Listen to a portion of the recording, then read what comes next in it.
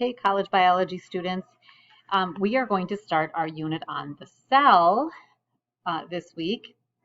And I'm going to zip through this pretty quickly because I feel like, we spend a lot of time on it in 10th grade biology.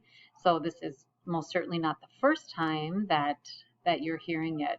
So I'm going to go through the organelles, and then we will extend a little bit in talking about the cell membrane. We actually are going to talk about cell-to-cell communication and some types of cell junctions. All right, cell theory. So there were some scientists got together and put together what we consider to be the three parts of the cell theory. All living things are composed of cells. Nothing non-living was ever made of cells, and anything that is alive is made up of cells. Okay, if it has cells, it's alive. If it doesn't have cells, it wasn't ever alive. Of course, when living things die, we can see the remnants of those cells better in plants than in animals, but nevertheless, we can see those remnants. Cells are the basic unit of structure and function, meaning that cells make up all of the different structures in living things, and cells become specialized in order to be better suited for certain structures, but they are the basic unit that builds all of the structures in living things, whether we're talking about in our bodies, whether we're talking about muscle tissue or our bones or teeth or hair or skin or whatever we're talking about. Cells are that basic unit.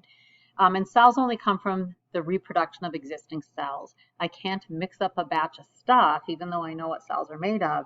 I can't do that and make it be a cell and make it be alive. I don't have the capabilities to do that. Your body has many, many different kinds of cells that all have very specialized functions, very specialized jobs within the body.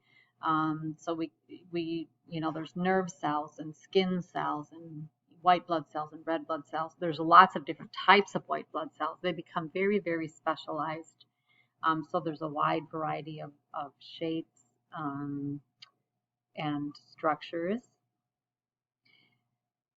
For example, nerve cells, which have to send messages over long distances in our bodies, move this a little bit, are very long and very thin, and that structure, their shape is really important to their function. So obviously being very long and thin makes you better at carrying messages over long distances, right? White blood cells can change shape, so it allows them to move through narrow little openings and get to where bacteria or virus particles or foreign objects might be circulating in the body or blood. It also allows them to get to the site of injury very quickly and efficiently. Skin cells are very flat. Those squamous cells that make up skin cells are quite flat because skin is for covering the outside of our body, and it just can cover more surface area if it has that shape. So the major organelles, let's go through those. We're going to talk about the major organelles in eukaryotic cells because you are eukaryotic. And we might talk a little bit about the difference between eukaryotic and prokaryotic, which are those bacterial cells. But eukaryotic cells are made of organelles, okay, the part of the cell that performs a specific function.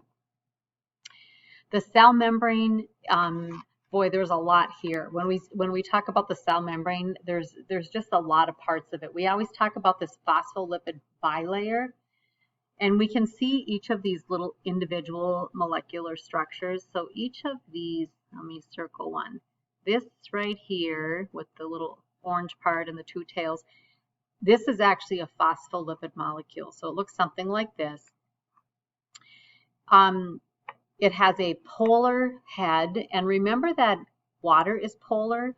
So this polar phospholipid head part of that molecule is actually attracted to water because it's polar, and like is attracted to like. Okay, that's a general theme that we see in molecular interaction. So like is attracted to like. So polar, the polar or hydrophilic water-loving heads are pointing both to the outside of the cell and to the inside of the cell, because that extracellular fluid has a high proportion of water, and also inside the cell has a high proportion of water.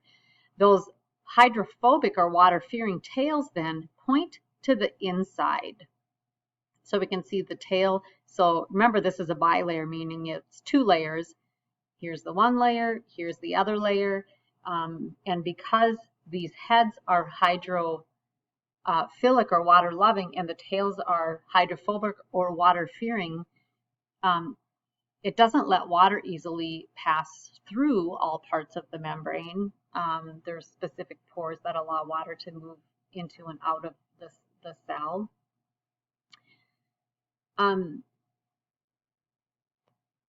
It's pretty miraculous, I think, how cell membranes stay together and hold the contents of the cell inside.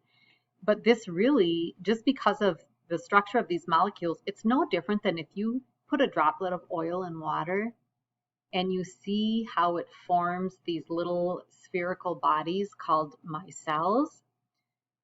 That's actually very much like how the cell membrane stays together and keeps those contents of the cell on the inside.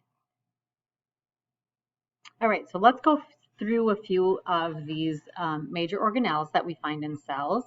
The first one I'm going to talk about is the mitochondria. So the mitochondria is the powerhouse of the cell.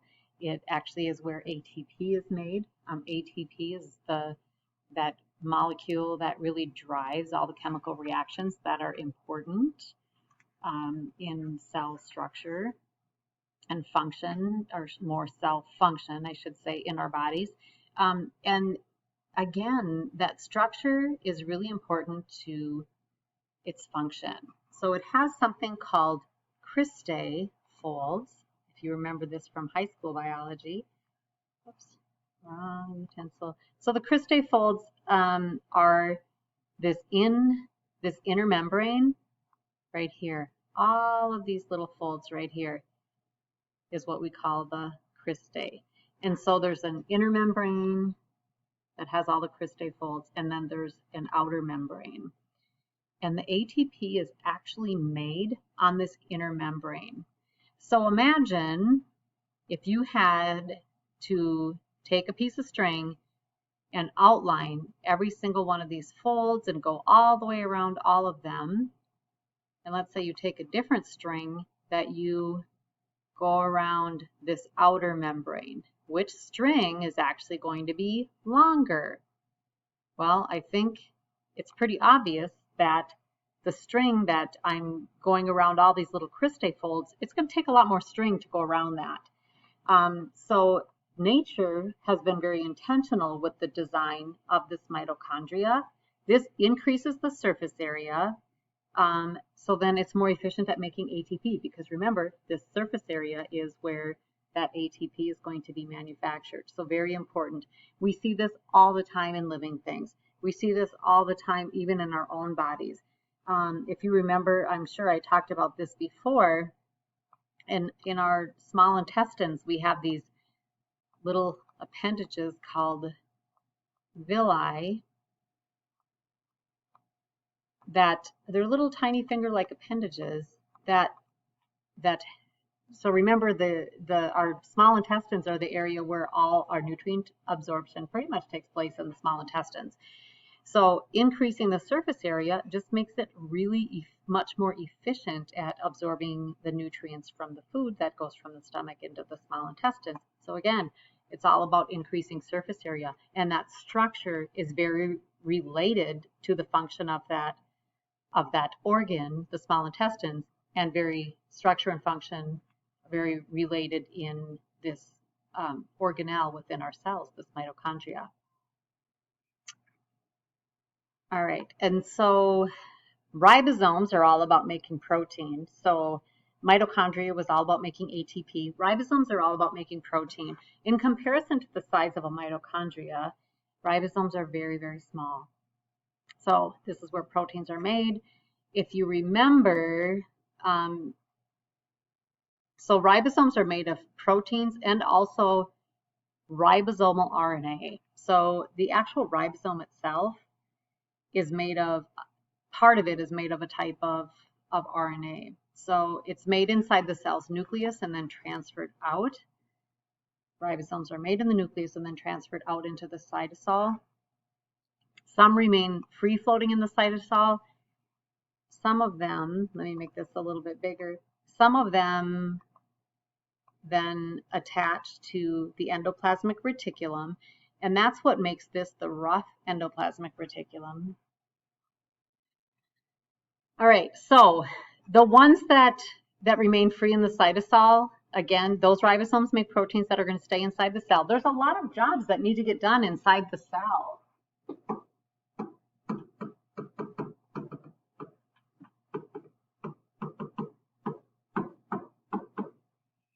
Such as some of the inner cytoskeleton that needs to provide support and structure for inside of the cell. There are these little protein pillars that kind of get built and rebuilt all over the place.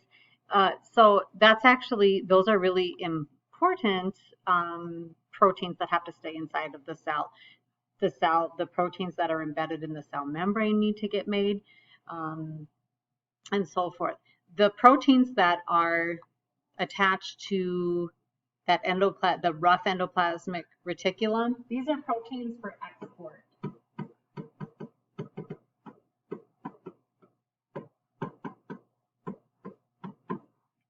There's a lot of proteins that need to go outside of the cell and have jobs outside of that cell structure. So the endoplasmic reticulum then, so these little dots all over here, let me pick a different color, but there's just little dots all over on here. Those are the ribosomes. See how tiny they are in comparison to that endoplasmic reticulum? This is the rough ER because it has ribosomes on it. This is the intercellular highway. It moves things around within the cell. It's going to move all the proteins that are made by the ribosomes have to get moved through here out to the Golgi bodies or Golgi apparatus to be packaged up and so forth.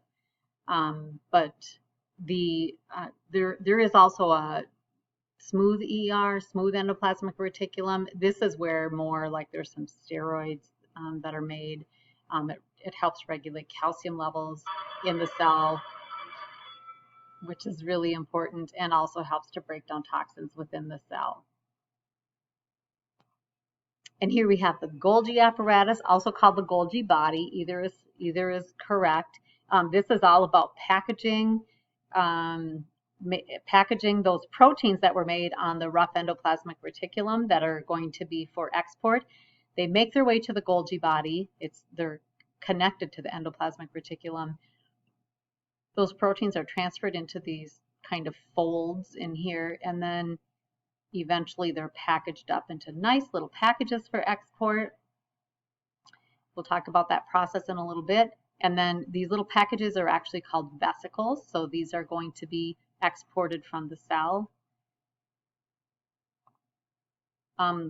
We have lysosomes. These are kind of the little vacuum cleaners, if you will, of the inside of the cell. These contain enzymes that are very effective at digesting proteins, carbohydrates, lipids, DNA and RNA. It cleans up old things in there, like old organelles that just aren't functioning well anymore, bacteria or viruses that may have made their way inside of the cell as well. Cytoskeleton, this is what I talked about, those proteins that need to be made that are kept inside of the cell. Some of those are used to build this cytoskeleton structure. So this isn't a great picture of kind of the whole cell, but